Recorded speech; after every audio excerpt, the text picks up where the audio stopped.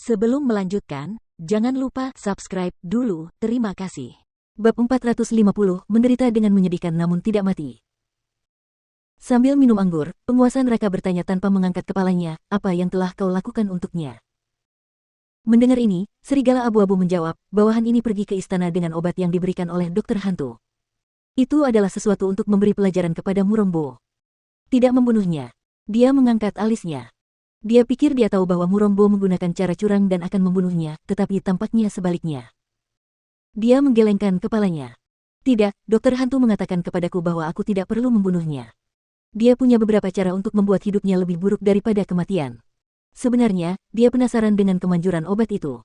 Dia tidak tahu untuk apa obat itu digunakan.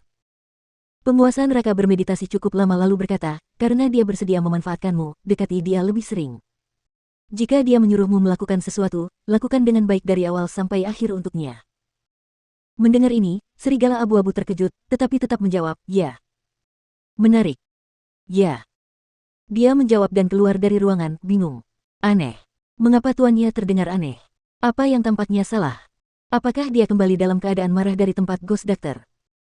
Keesokan paginya, dia datang ke halaman rumah Feng Jiu lebih awal dan menunggu. Tanpa diduga, dia sama sekali tidak bangun pagi, tetapi membuka pintu dan keluar mendekati tengah hari. Hantu, Nona, aku sudah melakukan apa yang kau katakan tadi malam. Aku akan datang dan memberitahumu, tapi aku tidak mengganggu istirahatmu saat melihatmu mematikan lampu lebih awal. Dia menyeringai lebar. Dia melihat wanita itu mengenakan pakaian putih hari ini dan merasa bahwa wanita itu memiliki gayanya sendiri, baik dalam gaun putih atau merah. Yah, betapapun cantiknya, hanya dia yang layak menjadi tuannya, dan hanya kepribadiannya yang eksentrik dan aneh yang bisa mengalahkan tuannya. Dia sama sekali tidak tahu, apa yang telah dilakukannya hingga membuat tuannya marah kemarin. Dia bertanya kepada Sadowon cukup lama tadi malam, tetapi Sadowon menolak untuk mengatakan apapun. Hal itu membuatnya sangat penasaran dan tidak bisa tidur nyenyak. Apakah ada orang di sekitarnya yang merasa khawatir? Feng Jiu bertanya sambil berjalan ke meja dan duduk. Tidak, aku memperhatikannya dengan saksama untuk waktu yang lama sebelum aku membunuh seorang pria yang bekerja di sampingnya dan menggantikannya. Dia bahkan tidak tahu bahwa aku berjalan di sampingnya untuk membawakannya teh dan air. Namun, Murombo tampak tidak sehat. Kurasa dia ketakutan setengah mati setelah kembali. Dengan keahliannya, hal itu sangat mudah dilakukan.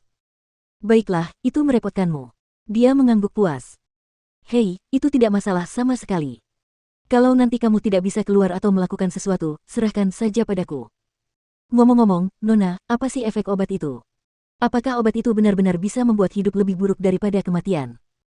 Wajahnya penuh rasa ingin tahu karena dia sama sekali tidak ahli dalam bidang pengobatan dan dia benar-benar tidak tahu untuk apa obat dalam botol itu.